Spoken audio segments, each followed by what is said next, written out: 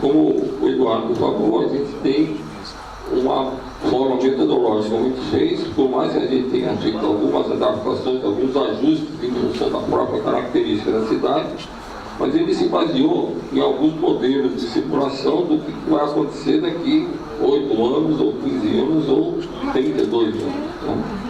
Então isso daí, a gente analisou toda a parte do transporte coletivo com bastante detalhe, a parte do sistema viário do trânsito, fez uma simulação comparando as soluções que estava propondo para ver qual é a melhor equilíbrio entre os dois modais.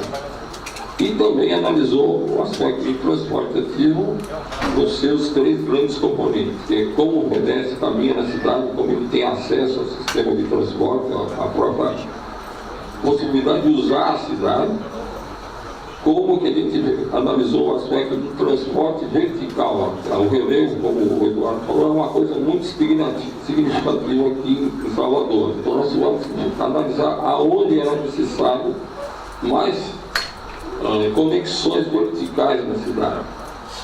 E todo um aspecto de bicicleta, que é um dos modos que no mundo inteiro está sendo bem fomentado o uso dela, e uso não só como lazer, mas como principalmente o transporte do dia a dia da cidade, transporte que faz fazer a parte como o automóvel ou o ônibus, também o uso da bicicleta.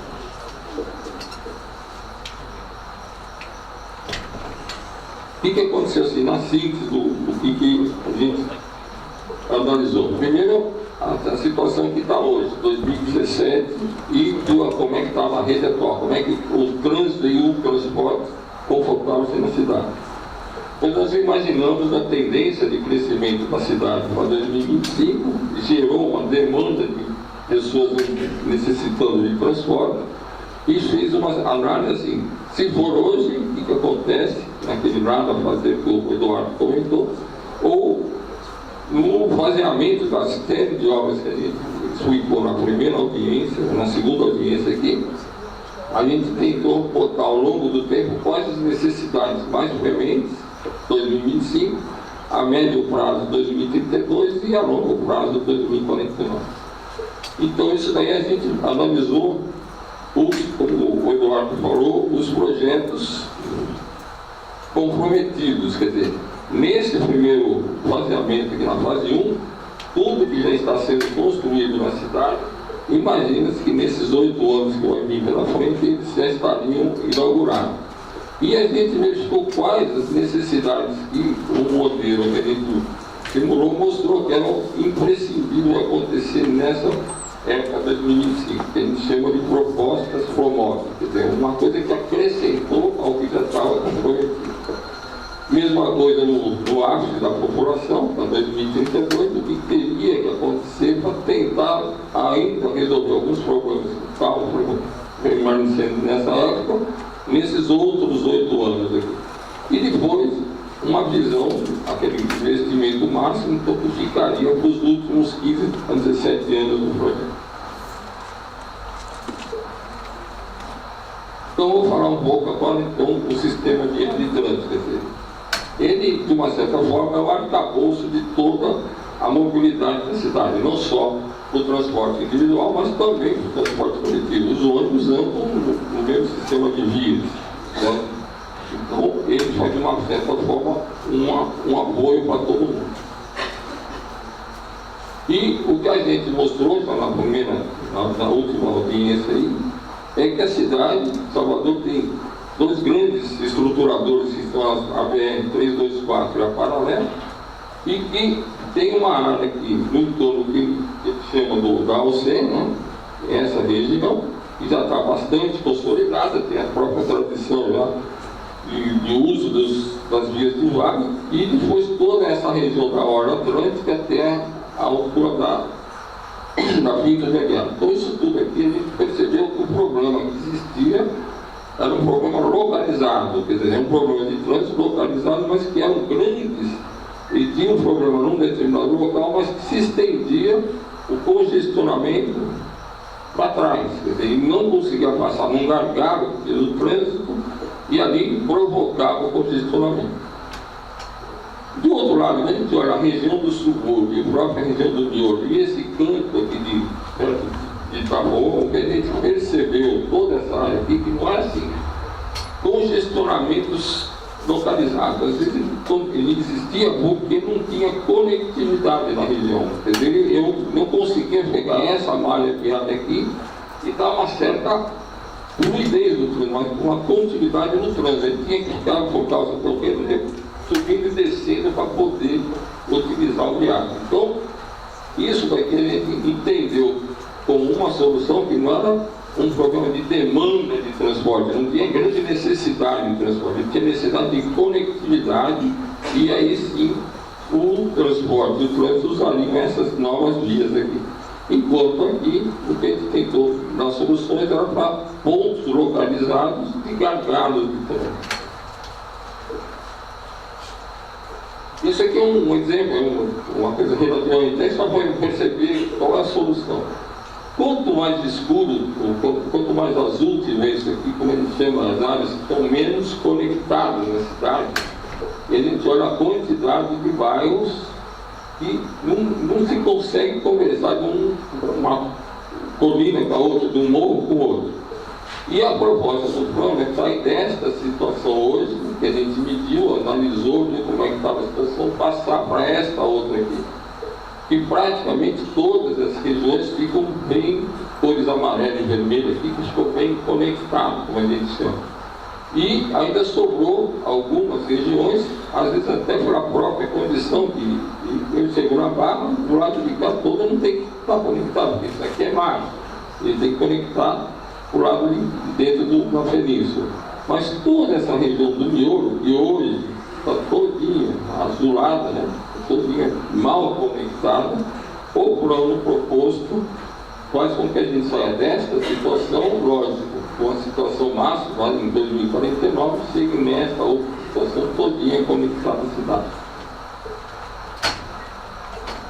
Isso daí foi um mapa que a gente mostrou na segunda audiência, que quando falou, ó, a compilação que a gente fez, pegando os projetos comprometidos, o que o PDD mandava, e algumas propostas do Promove, e fez uma primeira, juntou todas as contribuições, e criou o que a gente chamou de cenário máximo.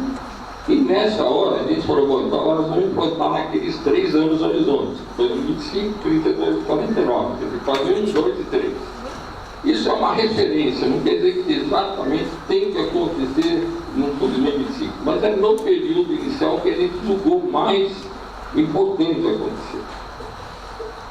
E aí, a gente passou então para analisar quais são essas falhas, quer dizer, desse conjunto de obras aqui, com 10 fontes de informação, onde que eu distribuo nesses 3 anos. E surgiu o primeiro mapa, que era esse. Certo? Então, o conjunto, aquele mesmo mapa, só que aqui o que aconteceu? A gente começou a ver cada um daqueles riscos, que tipo de obra era adequado para tentar resolver o problema em cada uma das regiões aqui. Então começou a ter uma legenda, intervenções pontuais, que pode ser uma simples melhoria de trânsito, ou pode ser uma intervenção de fazer uma obra um pouquinho mais forte, um viaduto, uma trincheira, ou era um túnel ou uma ponte. Quer dizer, então a solução que a gente via em certos lugares era fazer, ó, uma ponte aqui na região da Ribeira, para tentar criar uma ligação da continuidade da Gal Costa. Ou fazer um túnel, uma trincheira, quer dizer, por que eu não posso ligar, por exemplo, a Magalhães Neto, quer dizer, nesta região assim, a Magalhães Neto com a Tancredo Neves, e fazer simplesmente uma trincheirinha ali.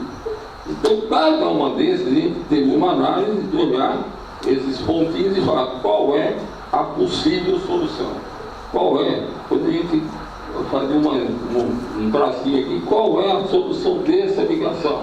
É uma ligação que eu vou requalificar uma via. Se eu pego a EVA, por exemplo, é uma estrada velha do aeroporto que tem toda uma condição difícil, um relevo difícil para ficar largando muito. Ela consegue dar uma melhorada no desempenho dela. Mas num certo outro trecho dela, eu posso fazer uma tentativa de alargar, e tem espaço. Então, cada caso, a gente foi verificando se era uma requalificação, uma ampliação ou uma duplicação. E já estava previsto no plano diretor mas que não estava dizendo qual é esse alargamento, qual é essa duplicação, em que trecho aconteceria. O que a gente fez aqui foi verificar cada uma delas dessa situação. E um detalhe importante, que era o seguinte: várias dessas vias que estão em amarelo aqui são novas ligações, que estavam imaginando. Quer dizer, são vias que ainda não existem, não basta ser duplicada, ela não existe, ela tem que ser construída. Nessa hora, o que a gente está recomendando, inclusive no plano, está dito isso, e é um aspecto legal, é que todo o projeto deverá respeitar a legislação ambiental. Isso aqui é normal, isso aqui é uma nova via. A própria legislação ambiental diz que tem que existir um relatório de impacto no meio ambiente. Tá certo? Então tem que dizer. Então, o plano também está imaginando isso. O que a gente fez foi simplesmente transcrever a ligação. E a compatibilização da via Atlântico VDTU, isso aqui é uma coisa que está, a gente colocou aqui, porque saiu um comentário de que não estava seguindo legalmente o que existe. Isso existe. Está lá dizendo, o projeto deve ter respeitado, está no plano diretor, que tem uma tabela, e no aguardo de uma definição da poligonal do Vale Retrato, que nesse momento ainda não existe a poligonal. Então, não existindo, não dava para traçar. Então, isso aqui é que a gente tem que entender, que todas essas ligações são diretrizes, são rabiscos, assim, que a gente vai botar mais ou menos a posição. Precisa ter um projeto básico, um projeto funcional de como é que funciona cada uma dessas ligações. Aqui é uma indicação da tipologia da solução. Não quer dizer que exatamente em cima desse texto. O que a gente procurou é ficar mais ou menos na posição adequada. Aqui é um exemplo de intervenções. Quando a gente fala uma requalificação, é o que aconteceu na região da Periquita. Praticamente mantém a circulação, mas com uma outra ambientação urbana. Um alargamento é uma coisa assim, quando a gente analisou o problema de Cajazeiras, viu que a solução não era melhorar o acesso de Cajazeiras no Largo da Feirinha, era criar uma via nova e criar um binário, uma solução para a região de Cajazeiras. Quando veio a duplicação, é uma coisa do tipo, uma Luiz Maria que existia, você fez uma nova pista. Então isso é uma duplicação. Ou uma nova via, você vai dar um acesso às Cajazeiras, criou-se uma Avenida 2 de Julho, que é toda uma entrada por trás de Cajazeiras. Quer dizer, quando a gente fala cada uma dessas tipologias, era isso que ele está fazendo. Além de coisas localizadas, como fazer um viaduto, fazer uma trincheira, uma ponte. Certo? Então, em síntese, a lógica que a gente fez do trabalho foi essa. E o que aconteceu? Quer dizer, quando eu faço a primeira intervenção, que eu faço a vida em 2025, aquele conjunto de obras que tinha para todos os 32 anos do plano, o que aconteceria no primeiro momento? Então, essas obras são exatamente aquelas que estavam lá, só que aqui está dizendo qual é o tipo da obra, a posição da obra, a necessidade ou não de fazer alguma intervenção, às vezes no simples, arrumada no trânsito, às vezes fazer uma obra um pouquinho mais vou dizer, uma obra de arte. Então são coisas do tipo, esta região toda aqui, quer dizer, a gente está tentando dar uma melhorada lá na altura da égua, assim, todo um tratamento diário da égua, e de uma certa forma o secretário realmente está estudando uma possibilidade de melhorar esse tipo de coisa. Outra coisa assim, tem toda uma ligação aqui por trás do subúrbio, no alto do subúrbio, que é a via de maneira endêmica. Só que ela tem que chegar lá, vai para o Bartolomeu, chegar até a região aqui na frente, na suburbana. Então, todo esse que a gente fala, aqui precisa ter uma intervenção, porque vai ser implantado isso, e em 2025 precisa ser complementado aqui. O outro é a região da calçada. A região da calçada tem toda uma ideia de ter um VLT que vem lá de cima de Faria e chega na calçada e vem até um comércio. Precisa ter todo um estudo de absorção do que seria essa região da calçada no futuro. Então, o que a gente priorizou uma série de obras e em alguns lugares conforme o que está acontecendo naquela rede mínima. Né?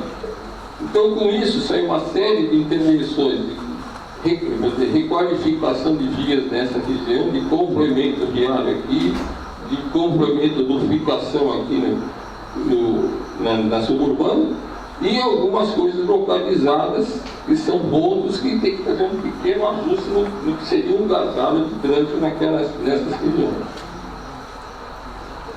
E aí, o que aconteceu?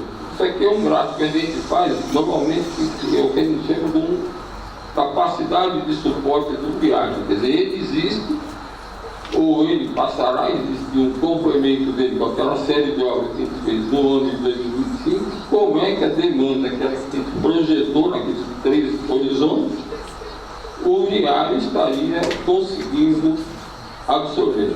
Tudo que é amarelo, verde, essa cor azul, são locais em que o trânsito estaria relativamente uma situação boa. Quando chega lá no vermelho, é o que a gente chama, essa aqui é uma região que já está uma situação de atenção, já está começando a saturar, já está com quase um problema. E quando está no cinza e no preto, significa que já está praticamente saturado e o preto já está muito congestionado. Então, o que a gente fez é bom, e essa situação, quando a gente simular no 2025, que a gente vai estar encontrando.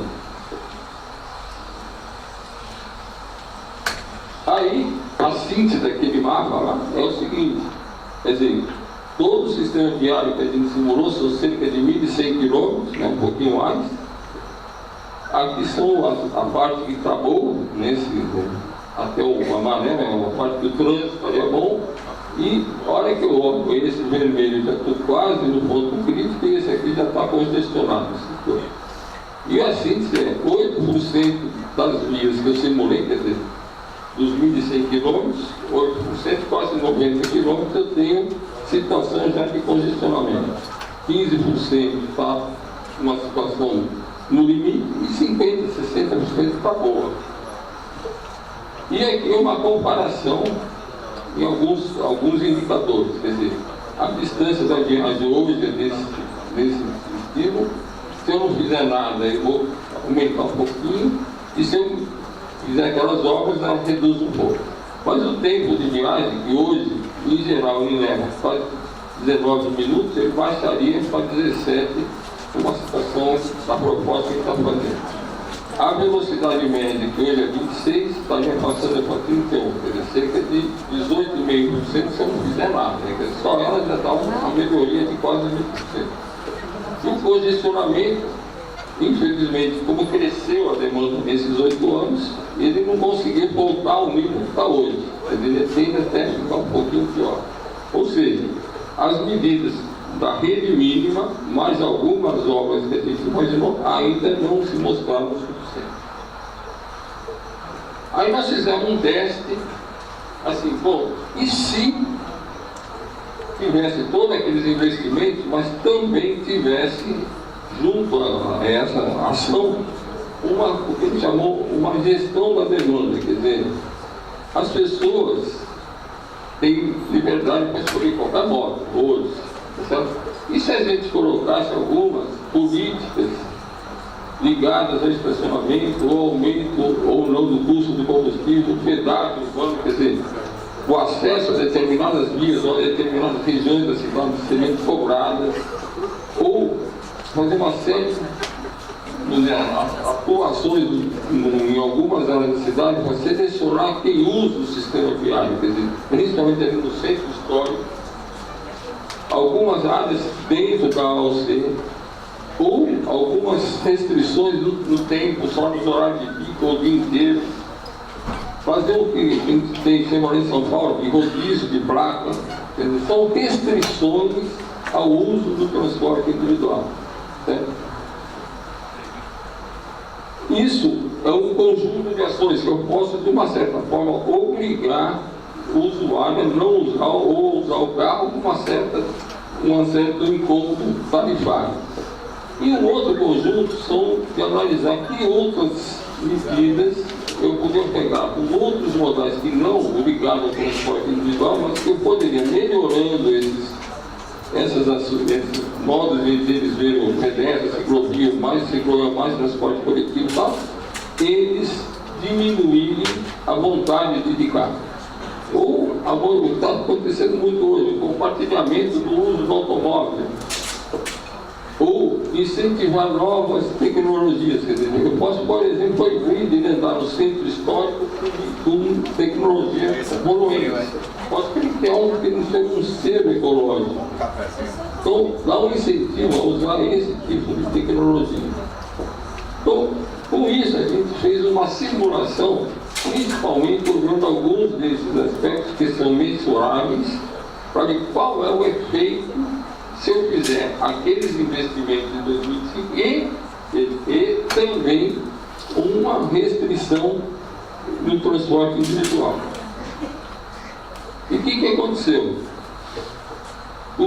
Pegando a restrição que se concentrou na região da área urbana consolidada, eu reduzi em 7% a demanda de usuários de automóvel e aumentei um pouquinho a demanda de usuários de transporte coletivo. Quer dizer, tinha um efeito aqui combinado de cerca de 113 mil viagens por dia do transporte individual, mas aumentou 52 mil no modo coletivo. Muitas dessas é porque o pessoal começou a fazer viagens curtas ou até viagens, provavelmente, usando bicicleta. E aí, qual é a situação? Esse aquele gráfico que eu mostrei para vocês é esse aqui. Aí eu fiz todo um teste de restrição do uso do automóvel na região aqui da AUC.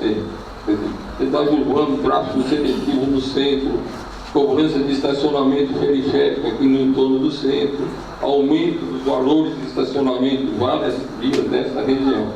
Então, com isso daqui, eu saí desta situação, que era o investimento no futuro 2025, fase 1, para essa situação. Então, a gente percebe uma certa melhoria, porque o gráfico aqui tem muito cinza e preto, aqui já diminuiu, apesar de ainda continuar alguns problemas localizados aqui. Mas a coloração do mapa mostrou que a capacidade de suporte que eu tenho numa situação dessa, que eu somo o efeito do investimento aqui, mais a resistência da demanda nessa região, deu uma melhoria nessa situação. E se eu fizer o mesmo gráfico comparativo, o que aconteceu? Quer dizer, aquela mesma leitura, né, aqueles mesmos 1.100 quilômetros aqui, igualzinho, não mexi, eu só mexi no uso da via. Eu consegui, pelo tempo de viagem, ainda melhorar um pouquinho mais, quer dizer, vem mais rápido, aumenta a velocidade e reduz o congestionamento. Quer dizer, antes eu não tinha conseguido recuperar a situação de hoje, e nessa nova situação, a redução dos dois efeitos aqui, esse número é menor. Quer dizer, tem menos vias congestionadas do que eu tinha na situação do fase 1. Uma outra coisa, então, foi o que a gente fez no que a gente chamou de fase 2, 2032. Quais são as intervenções? Da mesma forma, a gente pegou aquele mapa, tirou as vias que já estavam implantadas em 2025 e viu o complemento. Então, na hora que a gente olha, a gente percebeu que o que a gente tentou aqui foi várias vias fazendo melhor conectividade na região do miolo. Várias vias aqui na região do Passante. Toda uma articulação aqui no entorno do Itapuã e do Alto do Coqueirinho. Toda uma ligação aqui nessa região aqui do que seria o Estier, por ali. A ligação aqui, dando continuidade ao Costa, integrando toda a região da península, que só tem, como eu falei, uma única ligação na região da calçada, também está para a continuação da Gal Costa, chegando aqui para perto do Monte. O que deu? Então, no mesmo gráfico, a capacidade de suporte que tem na região, ele percebeu que começou a dar uma melhorada nessa região que estava aqui, alguns locais meio cinza e preto.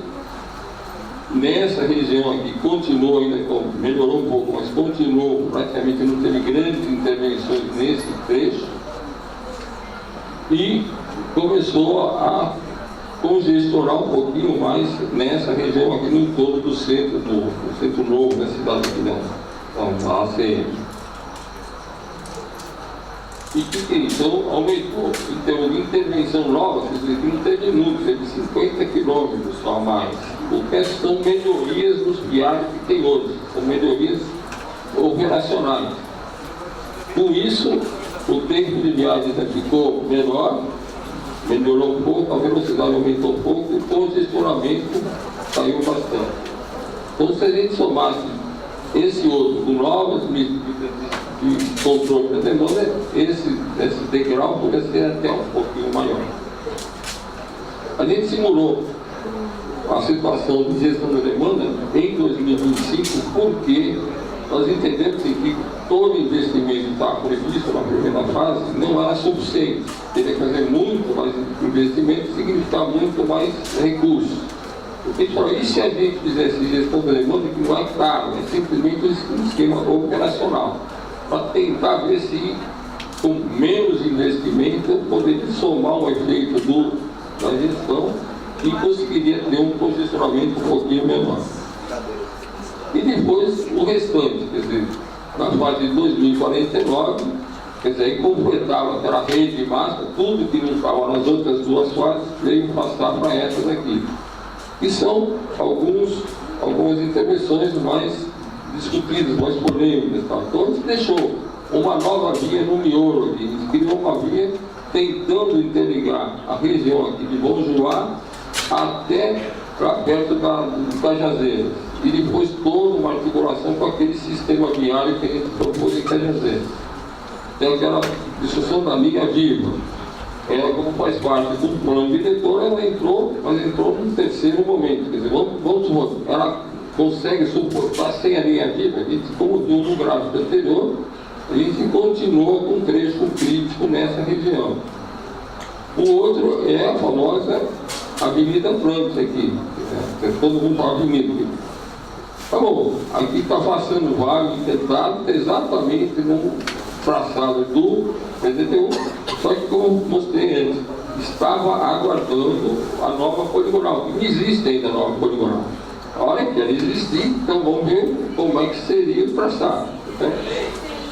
Então, depois vocês perguntam, senão eu não consigo acabar. Certo? E aí a situação que ficou era essa situação, quer dizer, praticamente com esse conjunto de obras em 2049, veja, é um plano de 32 anos. Quer dizer, passados os 15 anos já deve ter várias outras tecnologias que vão resolver, mas se mantivesse exatamente como tem hoje, isso daqui aliviou todo aquele trecho da paralela, está todinha, ficou limpa, ainda continuou um pouquinho de problemas nessa região e o fato da ponte de Itaparica chegar, ele congestiona um pouquinho o problema da Via Expressa. Quer dizer, teria que dar uma estudada nessa chegada dele na Via Expressa. E o que aconteceu? Quer dizer, nesse daqui, como teve várias novas obras, já tem um pouco mais de sistema simulado, a situação era o meu tempo de viagem reduziu, a velocidade ainda aumentou um pouquinho mais e o congestionamento total da cidade também caiu. Então isso daí é a situação final, quer dizer, essa coisa, essas cores são os faseamentos de cada um desses anos aqui, certo? Os vários tipos de tratamento da intervenção, que são aqueles quase 300 quilômetros.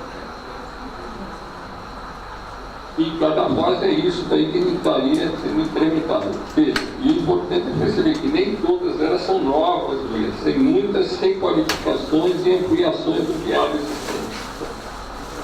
Aqui eu mostro aqueles indicadores, porém, uma comparação, a gente pode passar rápido, e esse daqui é os investimentos que a gente estaria, quer dizer, como eu falei, cada uma delas, a gente imaginou o tipo de solução, com esse tipo, qual era o custo dessa obra que a gente está imaginando, quando a gente quantificou, quer dizer, cada uma das intervenções são cerca de 500 intervenções, do viário, na ciclovia, em plano vertical, em linhas de ônibus, em corredores de ônibus, cada uma delas tem uma fichazinha dizendo o que é a intervenção, qual é o jeitão da intervenção.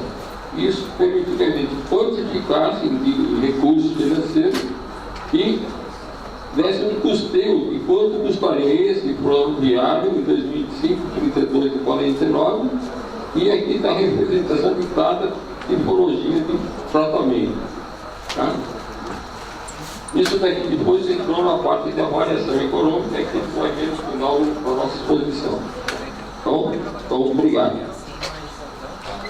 Agora, Luiz Fernando, vai falar um pouco sobre transporte coletivo e acessibilidade do GDF.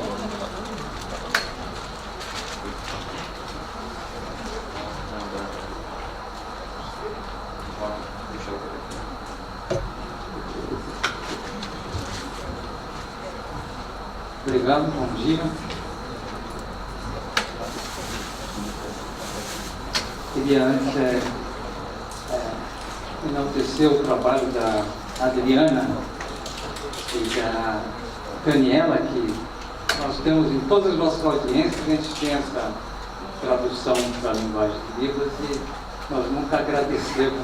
Então, eu acho que agora é o momento de agradecer esse brilhante trabalho. Aqui a gente se reveza, mas elas são as que mais trabalham no palco, né? Não sei se vocês perceberam.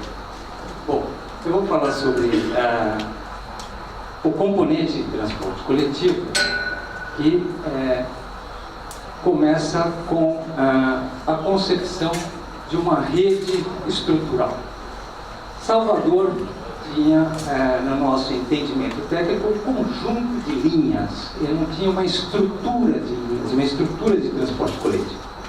Com o surgimento do metrô, com a implantação do metrô, começou a ter uma estrutura, uma rede estrutural que é a base do sistema de transporte coletivo e que vai dar apoio às demais linhas de transporte coletivo.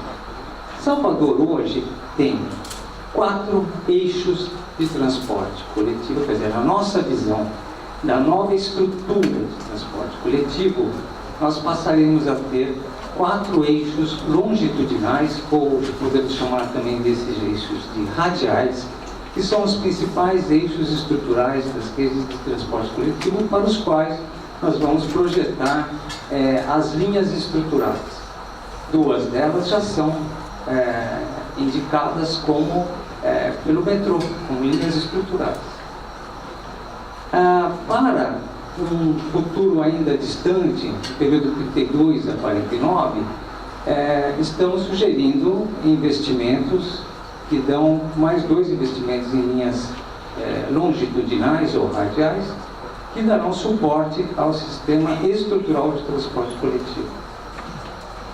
E agora nós temos as linhas transversais, ou seja, os eixos transversais, o LibLab, que é um sistema BRT que está em implantação, e as demais vias transversais, como a Antônio Carlos Magalhães, Luiz Eduardo Magalhães, a Gal Costa, que é uma transversal que está em vias de ser implantada, 29 de março, que está em vias de ser implantada, e que vão configurar, então, um grid, uma malha, uma rede de eixos estruturais de transporte coletivo.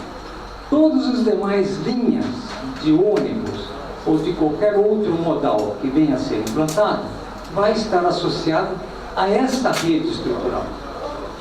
Nós falamos aqui que uma das diretrizes do Promove era o atendimento às diferenças socioespaciais da cidade. Nós vemos que ali nós temos um sistema da rede estrutural que atende a região do miolo, região do subúrbio, que são as regiões onde existem os maiores problemas de